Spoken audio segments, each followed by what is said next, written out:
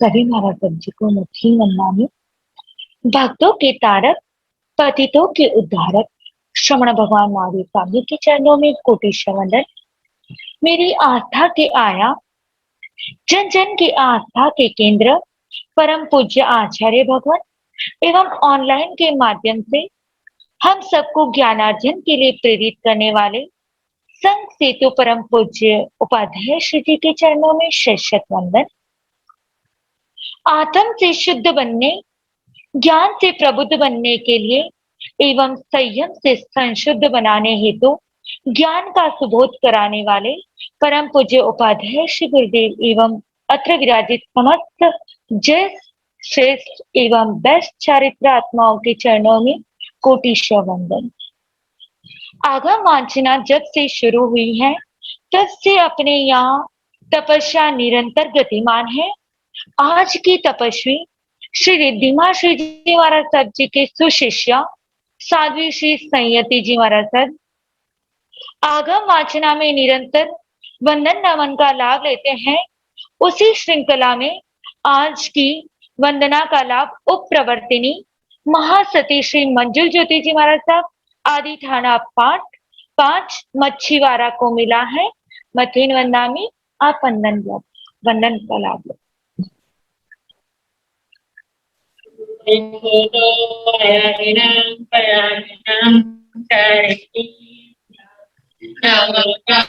सरकारे में सम्माने में कल्याणं मंगलं चेर्यं देखो तो पयायिनं करेणि पन्नामी स्वामी सरकारे में सम्माने में कल्याणं मंगलं देव्यं सेव्यं पद्मसं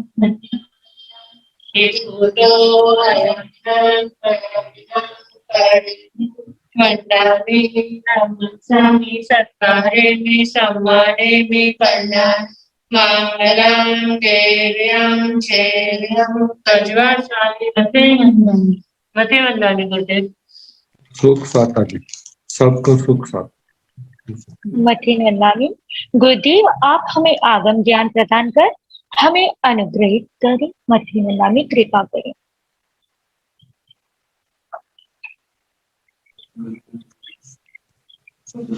नमो रिहंताण, नमो सिद्धाण, नमो आयर्याण, नमो ओवध्यायाण, नमो लोये सव साहुण, ऐसो पंच नमोकारो सव पाव गणसनो मंगलानंत संदेशे परमं हवै मंगलम। जिन शासन जिन वाणी सदा जयवंत हो, श्रवण संग सदा अविचल मंगल हो। मुक्ति को प्राप्त श्रमण भगवान महावीर स्वामी, उनकी परम पावन कल्याणी भागवती वाणी वाचक प्रमुख श्री इंद्र भूति गौतम आदि गणधर भगवान युग प्रधानाचार्य परम पूज्य श्री सुधर्मा स्वामी जी महाराज, उनकी पावन परम पावन पाठ परंपरा वर्तमान आचार्य ज्ञान योगी परम पूज्य श्री शिव मुनि जी महाराज एवं गुरुजन सबके पावन चरण सरोजों में मेरा अनंत अनंत बार वंदना नमस्कार। आगम परिषद में विराजमान वरिष्ठ मुनिराज, अन्य मुनिवृंद, परम आदरणीय भगवती स्वरूपा महासाध्विया जी, श्री उत्तराधीन सूत्र की वाचना प्रारंभ है। 21वां अध्ययन चल रहा है। समुद्र पाली 20 गाथाएं हो चुकी हैं।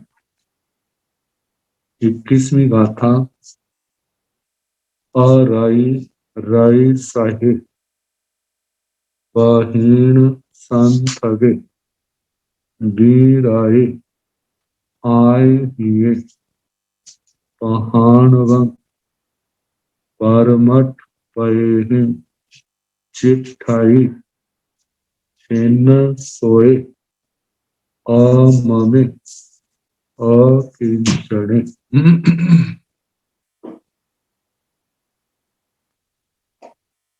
सबसे पहला शब्द है अराई राई सही, अरति और रति दोनों भावों को सहने वाला। अरति और रति दोनों ही चारित्र मोहनी में जो 9 कषाय हैं, 9 भेदों में रति मोहनी और अरति मोहनी। 9 कषाय मोहनी की प्रकृतियां जब अरति भाव आत्मा में उत्पन्न होता है, अरति मोहनी कर्म के कारण से संयम के प्रति अनुत्साह, धर्म कार्य के प्रति अनुत्साह, उद्विग्नता, आकुलता, व्याकुलता अच्छे नहीं लगते। जब आत्मा के भाव पैदा हो तो इन भावों से अपनी आत्मा को प्रभावित नहीं होने, ये सोचना, क्योंकि इस भाव के उत्पन्न होने पर, अरति भाव के उत्पन्न होने पर संयम अच्छा नहीं लगता, तपो में जीवन अच्छा नहीं लगता। अपने विवेक ज्ञान को जागृत रखते हुए ये सोचना, संयम तो आत्मा के लिए अनंत हितकारी है। तप जन्म जन्म के कर्म के बंधनों को तोड़ने वाला है। संयम जहां आने वाले कर्मों को रोकने वाला है, तप बंधे हुए कर्मों को तोड़ने वाला है। ये तीनों कालों में रहने वाला सत्य है।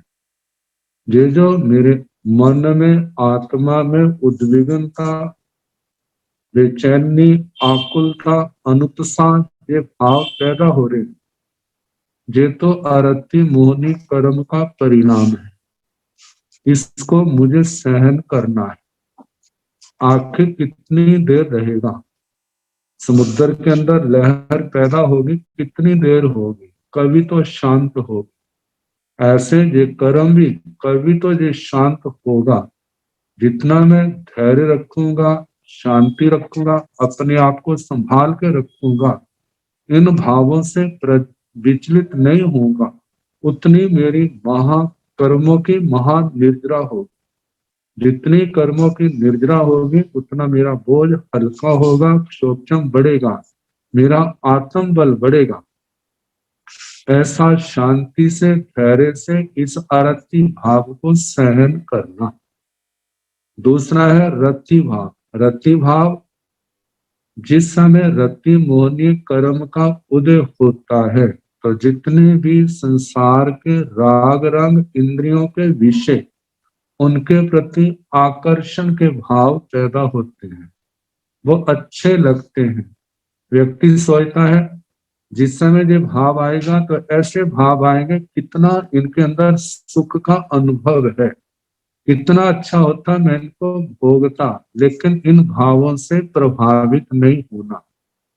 आगम कहा जाता है, आगम चक्षु, आगम आंखें हैं, उनके माध्यम से विचार करे आगमों में क्या कहा है। ये जितने भी काम भोग हैं, ये आपात रमणीय इनको कहा है। थोड़ी देर अच्छे लगते हैं, लेकिन इनका परिणाम अनंत दुखदायी है। दृष्टांत हमारे सामने है, उपदेश भगवान के हमारे सामने है। क्षण मित सुखा बहुकाल दुखा, जो 14वें अध्ययन में ईशु कार्य में जिसका स्वाध्याय किया था, पढ़ा था, वो पुरोहित पुत्रों के द्वारा जिस शब्द अपने पिताजी के प्रति कहे थे कि ये जो हमारे को सुख अच्छे लगते हैं, इनका परिणाम अच्छा नहीं है, अनंत कड़वा है। उन सब बातों को ध्यान रखते हुए उनसे आकृष्ट नहीं होना। जैसे कहा जाता है कोई प्रलोभन देता है अपने स्वार्थ को साधने के लिए, लेकिन उसका तो स्वार्थ सिद्ध हो जाएगा, लेकिन जिसके द्वारा साधन कर रहे हैं उसका कितना नुकसान होगा। इसी प्रकार इन शब्द, रूप, गंध, रस, स्पर्श, लोकेशना आदि ये कुछ समय के लिए व्यक्ति को शांति जैसा महसूस होता है, लेकिन इसका परिणाम अनंत भयानक है। ऐसा सोच करके साधक इनकी ओर आकृष्ट ना हो, अपने वैराग्य भावना की पोषणा करे। सोचे मेरे को इनसे विरक्त होना है, यदि इनसे विरक्त हूँ तो मैं वैरागी हूँ, तो मैं मोक्ष मार्ग का सच्चा अधिकारी बन सकूंगा। यदि इनके प्रति आसक्त हूँ तो मैं दलदल में फंस जाऊंगा। ऐसा सोच करके अपने वैराग्य भावना की पोषणा करें, और जो आसक्ति के भाव रति मोहनी कर्म के कारण पैदा हो रही हैं उनको शांति से दूर करे, विवेक से, धैर्य से दूर करे। इसी में उसके मुनि जीवन की सफलता है।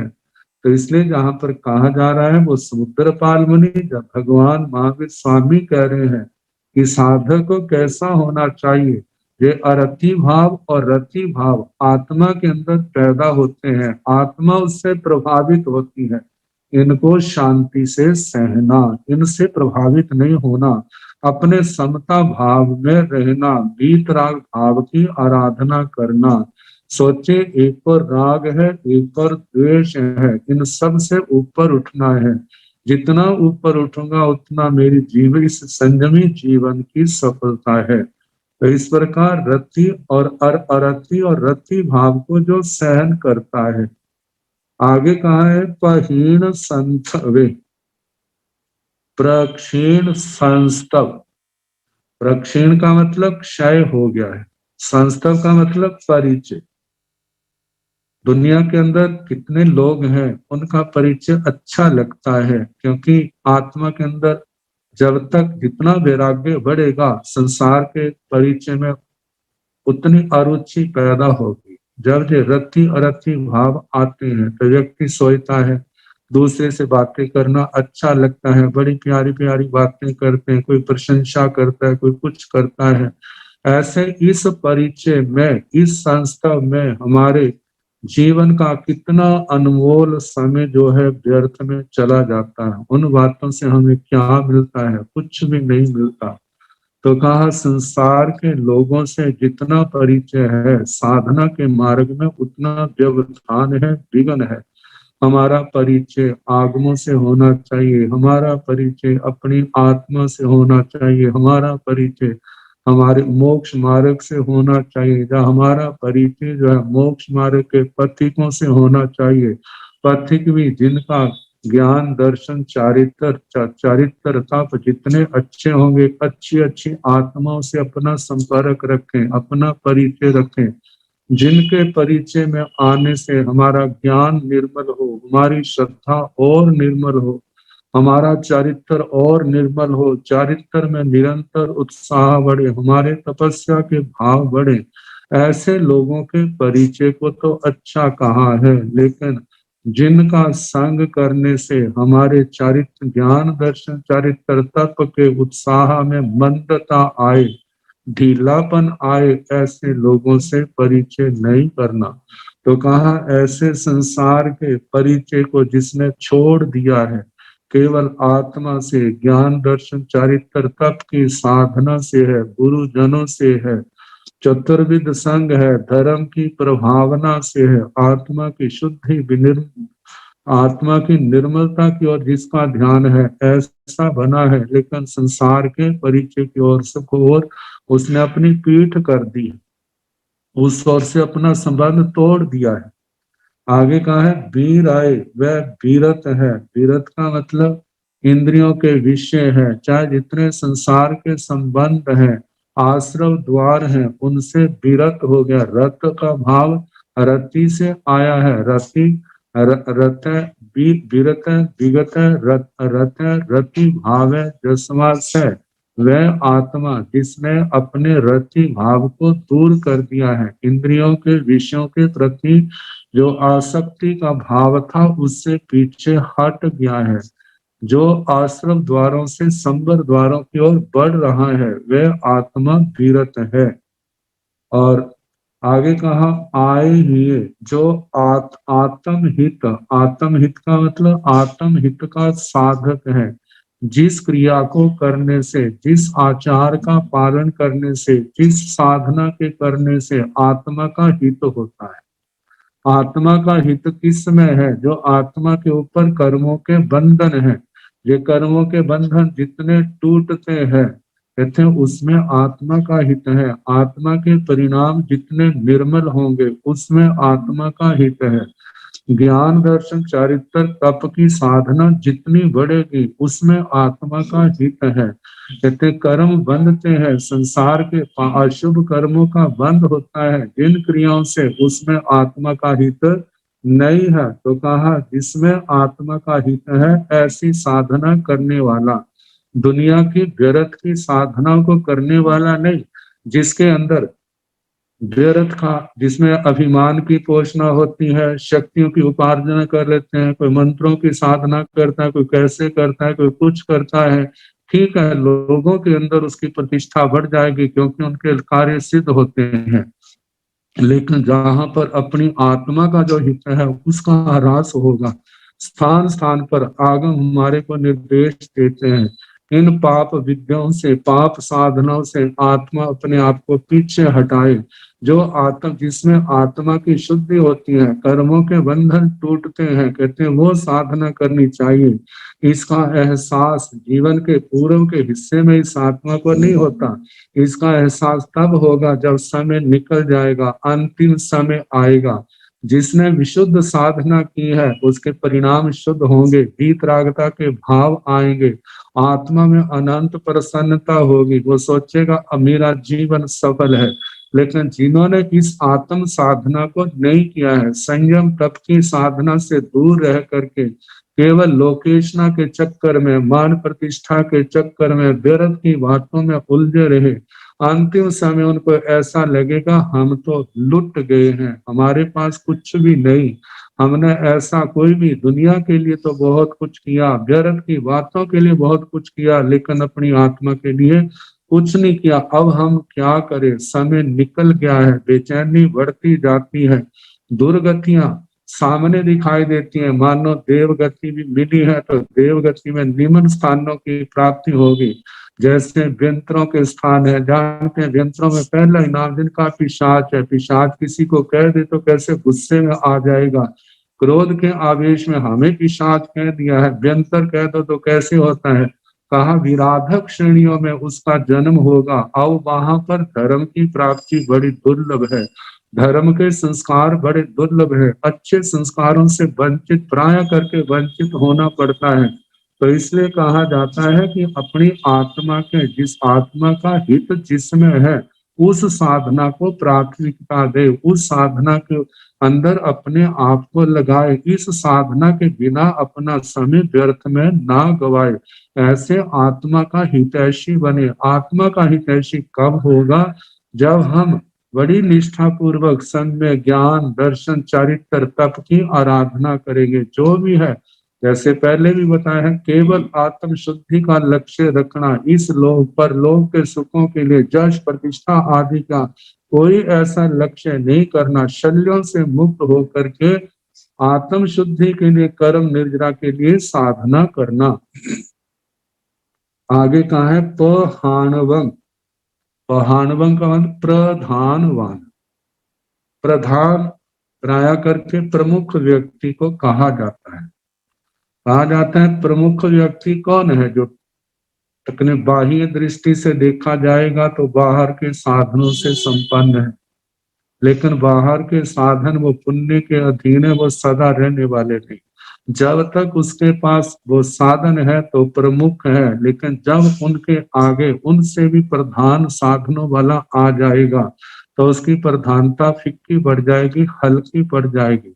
वो बाहर की प्रधानताएं तो सब नश्वर है, लेकिन जहां पर उस प्रधानता का वर्णन किया है जिसका बाहर के भौतिक संबंधों से कोई नहीं है, जहां पर आत्मा से है, कहते हैं कि आत्मा में निरंतर आगे आगे बढ़ता जाए तो एक चरम शिखर है, उसके पास जितने पहुंचते हैं सारे समान होते हैं, कोई मतलब के उन किसी से कम नहीं होता, सब प्रधान।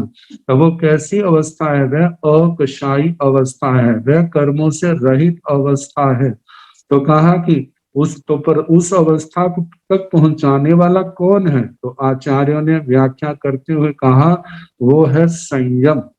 वो है संयम, तप, ज्ञान, दर्शन, चारित्र, तप। देखा जाए जिनके पास ये सम्यक ज्ञान है, सम्यक दर्शन है, सम्यक चारित्र है, सम्यक तप है, वो आत्माएं प्रधान है, वो संयमवान है। संयमवान होने के कारण से वो प्रधानवान है। ये संयम आत्मा को प्रधान बनाने वाला है, संयम आत्मा को प्रमुख बनाने वाला है। संयम आत्मा को तीनों लोकों में जो सर्वश्रेष्ठ स्थान है वह है सिद्ध स्थान, उस परम पावन स्थान को देने वाला है। मतलब इस संयम तप की आराधना के द्वारा जिन कर्मों के कारण से जीव नाना गतियों में भटकता है, जो कर्म नए कर्म बंधना रुक जाते हैं, किसके द्वारा? संयम के द्वारा, तपस्या के द्वारा। प्राचीन कर्म जो पूर्व के बंधे कर्म है वो कटते जाते हैं, और एक दिन जब आत्मा इन कर्मों से सर्वथा मुक्त हो जाता है तो तीनों लोकों के पूजनीय परम पावन स्थान का अधिकारी बन जाता है। तो इस प्रकार प्रधानवान संयमवान, प्रधान मतलब संयम, उस वह संयम है जिसके पास, जैसे कहा जाता है धनवान, धन वाला होने के कारण से धनवान, ऐसे चारित्र वाला होने के कारण से चारित्रवान कहा जाता है, अधिकार वाला होने के कारण से अधिकार वाला कहा जाता है। ऐसे ही प्रधान संयम का स्वामी होने के कारण से वो संयम वाला कहलाता है। कहा जाता है एक आत्मा के गुण है जिसको मय के रूप से कहा जाता है। आत्मा ज्ञानमय है, आत्मा दर्शनमय है, लेकिन जहाँ प्रधान चारित्रवान कहा, चारित्र जो है जो आत्मा की संयम प्रधान क्रिया है, कहा जो क्रिया जो है केवल संसार अवस्था तक है। जैसे रोगी औषधि का सेवन तभी तक करता है जब तक उसका रोग खत्म नहीं, शांत नहीं होता है। जब शांत हो जाता है, दूर हो जाता है, तो औषधि का सेवन बंद कर देता है। इसी प्रकार जब तक आत्मा के कर्म क्षय नहीं होते तब तक चारित्र और तप की आराधना की जाती है। जब आत्मा समस्त कर्मों से मुक्त हो जाता है तो उस समय आत्मा वीतराग अवस्था में, कर्म से रहित अवस्था में हो जाता है। और उस समय जो आत्मा की अवस्था है ज्ञानमय, दर्शनमय, आनंदमय है, वहां पर चारित्र नहीं पाया जाता, वहां पर तपस्या नहीं कही जाती, नहीं होती। भगवान से भी पूछा है, भगवान सिद्ध अवस्था में जीव जो है संयत है, असंजत है, जो संजता असंजत है, तो भगवान ने कहा वो संजत नहीं है, वो असंजत नहीं है, वो संजता संजत नहीं है। वहां के लिए नो संजत, नो असंजत, नो मतलब संजता असंजत ऐसे शब्दों से वहां पर वर्णन किया है। तो इसलिए कहा जाता है प्रधानवान, ऐसी संयम निष्ठ आत्मा को प्रधानवान कहा जाता है कि ऐसे संयम की आत्मा, संयम का पालन करने वाला आत्मा प्रधानवान है। आगे कहा है परमथ पय चिट्ठाई, परमार्थ पदों में जो स्थित है। कहा कि परम, परमो अर्थ है, परम अर्थ, परमार्थ, परमार्थ क्या है? मोक्ष, परम सर्वोत्कृष्ट, अर्थ प्रयोजन। तो संसार के अंदर देखा जाए इस आत्मा का सर्वोत्कृष्ट प्रयोजन क्या है, जिससे बढ़ करके और कोई नहीं है, जो चरम है और परम है। चरम इसलिए कहा जाता है इसके बाद आत्मा को कुछ भी नहीं करना, परम इसलिए कहा जाता है इससे बढ़ करके और कोई भी नहीं, मतलब सर्वार्थ सिद्ध से भी बढ़ करके है। तो कहा जाता है जहां पर सभी कर्म क्षय हो गए हैं, ऐसा मोक्ष आत्मा का चरम परम लक्ष्य है। तो ये परमार्थ हो गया। तो परमार्थ पद, इस स्थान को दिलाने वाले जो साधन है वो क्या है? परमार्थ पद। वो परमार्थ पद क्या है? सम्यक दर्शन, ज्ञान, चारित्राणी, मोक्ष मार्ग जो कहा जाता है ना, ये सम्यक ज्ञान, सम्यक दर्शन, सम्यक चारित्र, सम्यक तप, ये परमार्थ पद है।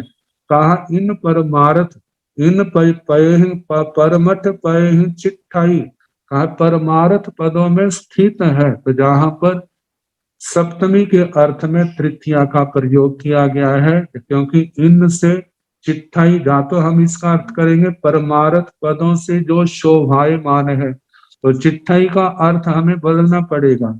लेकिन यदि हम चिट्ठाई का अर्थ करते हैं स्थित है, तो परमार्थ पदों में मतलब जहां तृतीया जो रूप दिया है, इसका सप्तमी का अर्थ करना, सप्तमी के अर्थ में करना पड़ेगा। इन परमार्थ पदों में स्थित है, ज्ञान में, सम्यक ज्ञान में स्थित है, सम्यक दर्शन में स्थित है, सम्यक चारित्र में स्थित है, सम्यक तप में स्थित है। तो इस प्रकार इन परमार्थ पदों में जो स्थित है, छिन्न सोए, जो शोक से रहित है, जिसका शोक, जो नोक शाय मोनी का भेद है, जो छिन्न भिन्न हो गया है, शोक को अपनी आत्मा के ऊपर किसी प्रकार से प्रभाव नहीं डालने देता, मतलब शोक से मुक्त रहता है, सोचता है किसका शोक किया जाए। जितने जो संसार की चीजें मिलती हैं, जिसको लोग बड़ा महत्व देते हैं, सोचते हैं जो मिल गया सब कुछ है, लेकिन जिसके अंदर सम्यक ज्ञान का दीपक है, वह सोचता है कि सब नश्वर है, इनके चले जाते हैं, इन्होंने आना भी है और इन्होंने जाना भी है। जितने इष्ट संयोग है, ये पुण्य के अधीन है, ये शाश्वत नहीं है, जो आया है उसने जाना है। लेकिन जो अपनी आत्मा की चीज है, वस्तु है, वह क्या है? आत्मा का ज्ञान, दर्शन, ये जो आत्मा की है, ये श्रेष्ठ चीजें है, श्रेष्ठ गुण है, ये श्रेष्ठ बातें, ये तो मेरे पास है, इनको कोई छीन नहीं सकता। यदि जो इनके अंदर ह्रास विकास होगा, तो ह्रास जो है मेरे प्रमाद के कारण से होगा। ज्ञान दर्शन चारित्र तप में जो आत्मा के लिए अनंत हितकारी है, ह्रास मेरे प्रमाद के कारण से होगा, विकास मेरी अप्रमत्तता के कारण होगा। तो इसलिए मेरे को प्रमाद को छोड़ना है और अप्रमत्तता को अपनाना है। इन भावों के कारण से कहा है छिन्न सोए, जिसने शोक को दूर कर दिया है। आगे अममे, संसार की दृष्टि से कहीं पर भी जिसको ममता भाव नहीं है, कहा जाता है जब पूर्ण रूप से अममत्व आ जाता है तब तो वीतरागता आ जाती है, लेकिन उससे पूर्व अपनी साधना के द्वारा इस ममता भाव को दूर करने का प्रयास करता है। जब जब ममता आसक्ति के भाव आते हैं, जे मेरा, तो अंदर से आवाज आती है इसमें तो मेरा कुछ भी नहीं है, ये मेरा नहीं है, ये तो पौद्गलिक संयोग है, ये संसार के जीवों का संयोग है, ये सदा रहने वाला नहीं है। इसके प्रति मोह करना, इसके प्रति लगाव रखना, अपने ही साधना के मार्ग में प्रमाद करना है। तो ऐसा सोच करके जो ममता भाव को दूर कर रहे हैं। आगे कहा कि अकिंचन, जो अकिंचन है, मतलब एक तो परिग्रह तो बाहर का छोड़ दिया, जो आभ्यंतर परिग्रह है उसको भी निरंतर दूर करते जा रहे हैं। तो कहा ऐसा साधक जो है परमठ पय चिट्ठाई, वह अपने परमार्थ पदों में स्थित होता है। परमार्थ पद सम्यक ज्ञान, सम्यक दर्शन, सम्यक चारित्र, सम्यक तप के अंदर स्थित रहता है। इनमें स्थित रहने के कारण से आत्मा के परिणाम, आत्मा के अध्यवसाय शुद्ध रहते हैं। जो लेशियाएं हैं वे भी शुद्ध रहती हैं, उत्तरोत्तर वर्धमान होती हैं। मतलब कि पहले तो अशुभ लेशियाओं से निकलता है, कृष्ण लेशिया, नील लेशिया, कपोत लेशियाओं से निकलेगा, और उसके बाद धर्म लेशिया में आएगा। धर्म लेशिया में भी कृष्ण तेजो लेशिया है, पदम लेशिया है, शुक्ल लेशिया है। आत्मा के परिणाम इनमें आकर के जैसे गर्मी और सर्दी से पारा, जीवित पारा प्रभावित होता है, वो ऊंचे नीचे रहता है। तो ऐसे ही कहा जाता है कर्मों के उदय के कारण से आत्मा के, जैसे मौनी कर्म का उदय आता है तो परिणाम नीचे गिरने लगते हैं, लेकिन हमारी अपरमत्तता उनको रोकती है। और जितनी अपरमत्तता होगी, गिरने से रुकेगा और ऊपर की ओर वर्धमान होगा। तो जैसे जैसे क्षोक्षम बढ़ेगा हमारा ऊर्ध्वारोहण होगा, और जैसे क्षोक्षम घटता है तो हमारा ऊर्ध्वारोहण की ओर अपेक्षा हमारी आत्मा के परिणाम नीचे की ओर आते हैं। ऐसे ऊपर नीचे चलता रहता है। ये साधक की यही साधना है कि नीचे जाने से अपने आप को रोकना और ऊपर जाने के लिए प्रयास करना। जैसे कुश्ती लड़ने वाला अपना रोज अपने शरीर को मजबूत बनाने के लिए अपना अभ्यास करता है तो साधक ने जहां पर ये अभ्यास करना है अपने आप को असंयम से हटा करके अपना स्वाध्याय करो, अपनी धर्म आराधना करो, इसके अंदर धर्म ध्यान करूं, ऐसा करने से क्या है, जितना मैं इनसे अशुभ स्थानों से बचूंगा मेरा क्षोभशम बढ़ेगा, बंध से बचूंगा जितना क्षोभशम बढ़ेगा मेरी आत्मा हल्की होगी, जितनी हल्की होगी उतने आत्मा का ऊर्ध्वारोहण होगा। तो इस प्रकार कहा है कि इस साधना के द्वारा इन परमार्थ पदों में स्थित होता है और मोक्ष मार्ग पर आगे से आगे बढ़ता जाता है।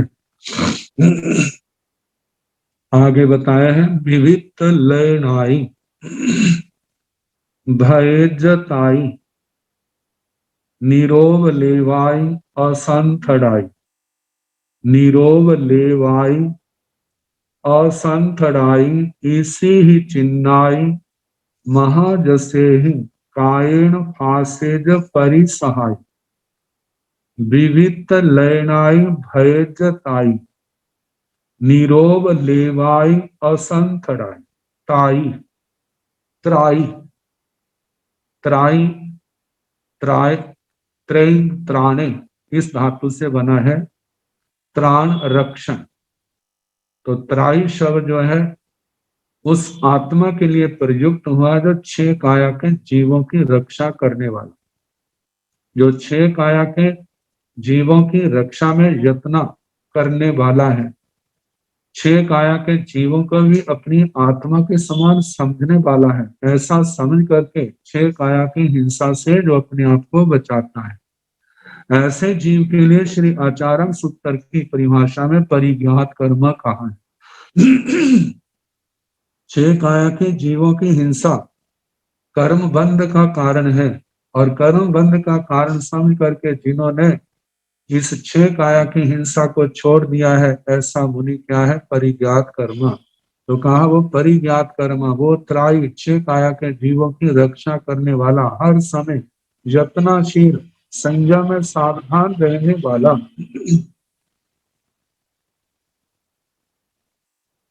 विविध लयनाई भय, विविक्त लयन एकांत स्थानों का सेवन करने वाला, भयज सेवन करे, एकांत शांत विविक्त शयनासन जो है उनका सेवन करे, जो विविक्त शयनासन जो बाह्य तपों में 6ठा भेद आता है, पुरुष है साधु है तो उसकी अपेक्षा से जिस स्थान पर स्त्री का पशु का नपुंसक का वास नहीं है ऐसे स्थान का सेवन करे। यदि साध्वी है तो जिस स्थान पर पुरुष का पशु का नपुंसक का वास नहीं है ऐसे स्थान को प्रमुखता देनी, ऐसे स्थान का सेवन करे। तो ऐसे विविक्त शयनासन, विविक्त लयन का मतलब संस्थान एकांत स्थान का भयज सेवन करे।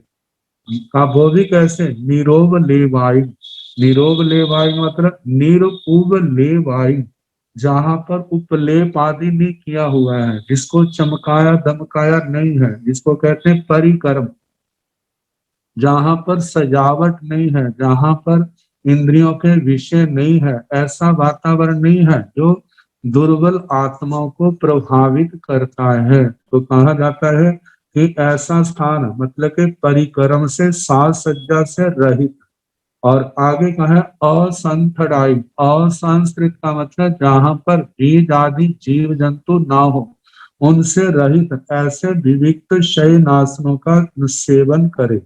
आगे बताया है इसी ही चिन्नाई महाजसे ही कायन फासे जो परिसहाय, ऐसे स्थान जो इसी चिन्नाई ऋषियों के द्वारा चीर्ण है, आचरित है, और ऋषि भी कैसे महाजसे ही महाजश महाजशस्वी, महाजश के धनी, ऐसे ऋषि महर्षियों के द्वारा जिनका आचरण किया है ऐसे स्थानों का सेवन करना। और आगे कहा है कायन फासेज परिसहाय, कायन अपने इस शरीर के द्वारा फासे स्पर्श करे सहन करे इनको परिसहाय, परिसहों को, जो इन स्थानों में आने वाले परिसह है, वायु परिसह है, 3 प्रकार के उपसर्ग हैं, परिसहों का नाम लिया, उपसर्गों को उपलक्षण से जान लेना, 22 प्रकार के परिसह, 3 प्रकार के उपसर्ग, इन स्थानों में आने वाले जो है उनको समता से सहन करने का प्रयास करे, उनके पास से उनका स्पर्श करे, उनको सहन करे। जितना सहन करेगा आत्मा के लिए उतना निर्जरा के स्थान है, आत्म शुद्धि के स्थान है। आगे फरमाया है सन्नान नाणोव गए महेशी अनुत्तरं संचय अनुत्तरे नान धरे जसांसी ओ भाषाई सूर्य वंत लिखे सन्नान नाणोव गए महेशी अनुत्तरं चर्युं धम संचय। सन्नान नाणोव गए, इसकी व्याख्या करते हुए आचार्यों ने फरमाया है सन्नान।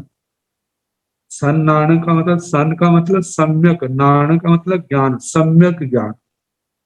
तो जहां सम्यक ज्ञान से दिया है श्रुत ज्ञान,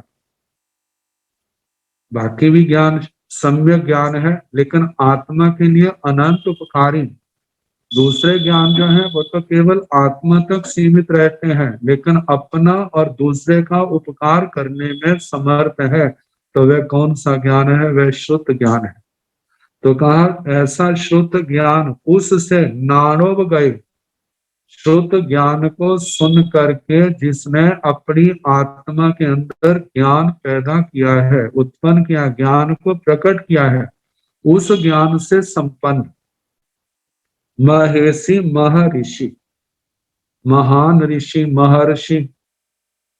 आगे अनुत्तरे चर्युं, अनुत्तरं चर्युं धर्म संचय, अनुत्तर धर्म संचय का आचरण करने के लिए, आचरण करके, चरित्वा चर्युं चरित्वा आचरण करके, धर्म संचय का धर्म संचय, धर्म संचय जहां पर धर्म का संचय है। धर्म का संचय मतलब धर्म का संग्रह।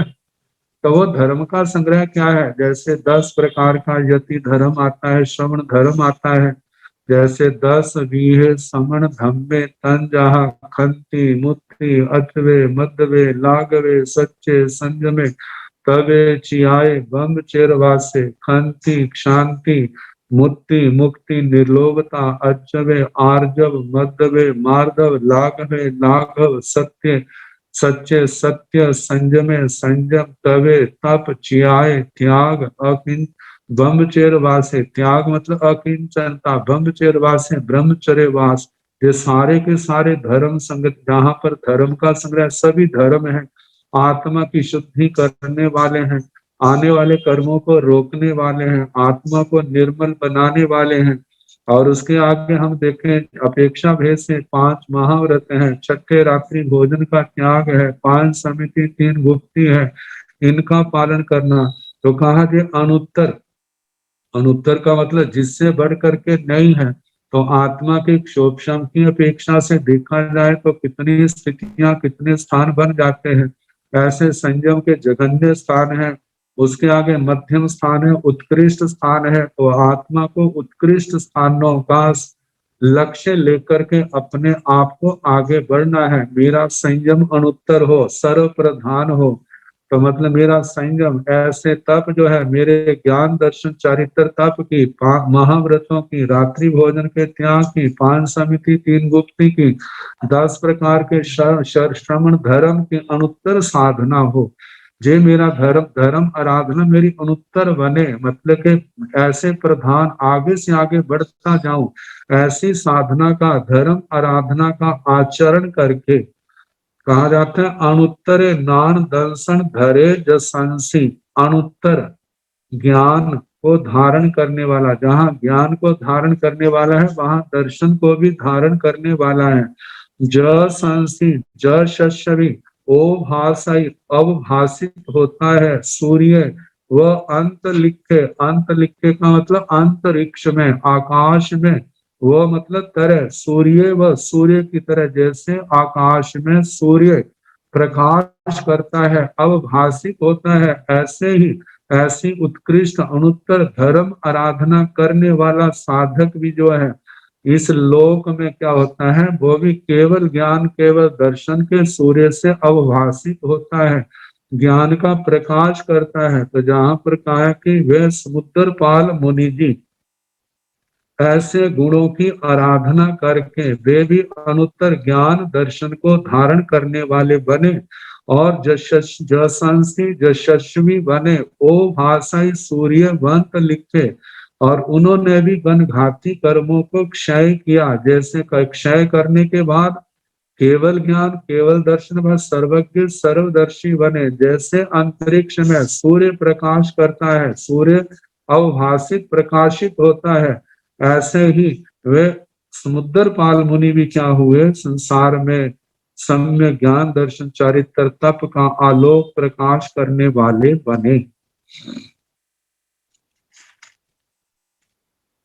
दुविहं खवे ऊण पुण्य पावं निरंगणे सब्बौ विप मुक्के तरिता समुद्दंग महाभोगम समुद्र पाले अपुनागम गए कि वे भी। दोविहं खवे ऊणय पुण्य पावम, दोविहं दोनों प्रकार के, क्योंकि कर्मों को हम दो हिस्सों में बांट सकते हैं, शुभ अशुभ। तो ये क्या है, जो शुभ है वो पुण्य रूप है, जो अशुभ है वो पाप रूप है। तो दोनों प्रकार के जो कर्म है पुण्य और पाप रूप, उनका मतलब खवे उन क्षपयित्वा क्षय करके, निरंगणे निरंगन जिसको कहते हैं निरंजन, कर्म रूपी अंजन से मुक्त। तो जहाँ कहा है कि कर्म संग से रहित, दोनों प्रकार के कर्मों को क्षय करके वे निरंजन कर्म संग से रहित हुए। सब्बौ विप मुक्के, सर्व प्रकार के बंधनों से मुक्त हो गए। विप मुक्के भी विशेषण प प्रकर्षण मुक्त है, मुक्त हुए मतलब सर्व प्रकार के बंधनों से मुक्त हो गए। तरिता समुद्रंग महाभवोगम, समुद्र पाले अपुनागम गए। कहा कि तरिता समुद्र, समुद्र को पार करके, जैसे समुद्र को पार करते हैं वह की तरह, समुद्र की तरह महाभवोगम, महाभव, भव मतलब संसार। ये संसार क्या है, महान।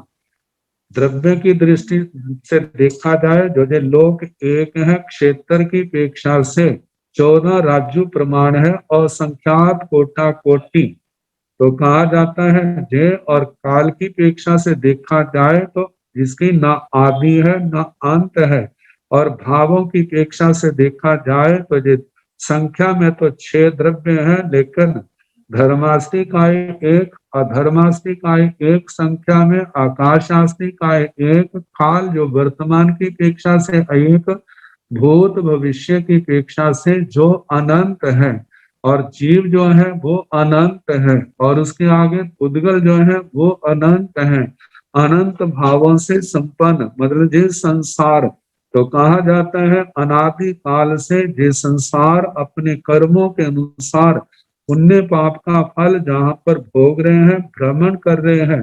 तो समुद्र की लहरों से भी अनंत भयानक जो है ये महाभव संसार, और उसके ओघ, ओघ का मतलब प्रवाह, उसको तरितु, जैसे समुद्र को तरा ऐसे ही संसार के महाप्रवाह को तर करके समुद्र पाले, समुद्र पाल मुनीश्वर महामुनि अपुनागम गए, अपुनरागम गति को गए, मतलब सिद्ध गति को प्राप्त हुए। त्रिवेमी आचार्य श्री सुधर्मा स्वामी जी महाराज फरमाते हैं, इस अध्ययन का अर्थ मैंने जैसा भगवान से सुना वो आपको मैंने सुनाया। इसके साथ 21वां अध्ययन समाप्त हुआ। अब 22वां अध्ययन है। 22वां अध्ययन रह नेमिच्छ। 22वां अध्ययन रथ नेमिय। रथ नेमिय, इसके अंदर 22वें तीर्थंकर भगवान अरिष्ट नेमि जी के ही भाई रथ नेमि जी की जीवन गाथा है, और उनके साथ जो और अधिकार लगते हैं उनका वर्णन है, लेकिन प्रमुख रूप से रथ नेमि जी को लिया है। तो कहाँ है 21 में अध्ययन और 22 में अध्ययन का आपस में संबंध। यहाँ पर आत्मा के धृति धैर्य गुण का वर्णन किया। कहा है कि विविध चर्या वही पालन कर सकता है जो धृति धैर्य गुण से संपन्न हो। अब जे आत्मा में धैर्य गुण कैसे पैदा हो सकता है, धैर्य जो है कैसे प्रकट हो सकता है? कहा जिन आत्माओं ने रति और अरति मोहनी का जितना शोषण किया है, जितना हल्का किया है, उतना ही आत्मा के अंदर जो धैर्य गुण वर्धमान होगा, उतना उसका धैर्य बड़ा होगा। और जे इस कर्म का जितना प्रबल उदय होगा, तो ये आकर के पहले आत्मा के धैर्य को ही समाप्त करता है। तो कैसे इसको बढ़ाया जाए? तो इसका तो यही अभ्यास है कि जब जब ऐसी परिस्थितियां आए, अपने आप को संभाल करके रखना। जितना हम इसका अभ्यास करेंगे, उतना ही हम आगे से आगे बढ़ते जाएंगे, हमारा ये गुण बढ़ता जाएगा। तो जहां पर रत्नेमी जी की जीवन गाथा का प्रसंग दिया है, और उससे पहले उनके परिवार का वर्णन आएगा। जाधव वंश में उनका नगर, माता पिता का नाम वासुदेव श्री कृष्ण जी का परिचय, भगवान अरिश नेमी जी, भगवती आर्या राजमती जी और रथ नेमी जी, इनकी चर्चा चलेगी। तो जैसे कल अवसर होगा, उसके अनुसार इसको आगे बढ़ाया जाएगा। मथीन वंदामी गुरुदेव, आपसे हमने आगम ज्ञान का रसास्वादन कर अनंत अनंत कृपा की। अब आप हमें मांगलिक प्रदान करने की कृपा करें।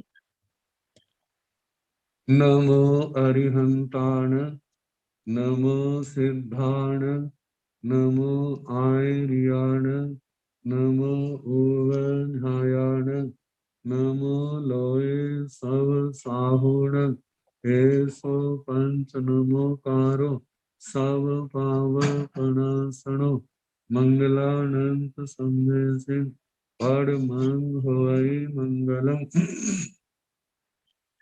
श्री चौतारी मंगलम, अरिहंता मंगलम, सिद्धा मंगलम, साहु मंगलम, केवली पुनतो धम्मो मंगलम। चौतारी लोगोत्तम, अरिहंता लोगोत्तम, सिद्धा लोगोत्तम, साहु लोगोत्तम, केवली पुनतो धम्मो लोगोत्तम। चौतारी शरणं प्रवज्जामि, अरिहंते शरणं प्रवज्जामि, सिद्धे शरणं प्रवज्जामि, साहु शरणं प्रवज्जामि, केवले पुनतं धम्मं शरणं प्रवज्जामि। चार शरणे सुख करने, दुख हरने, मंगल करने और शरणा नहीं कोय, जो भव प्राणी आश्रय अक्षय अमर पद। सबको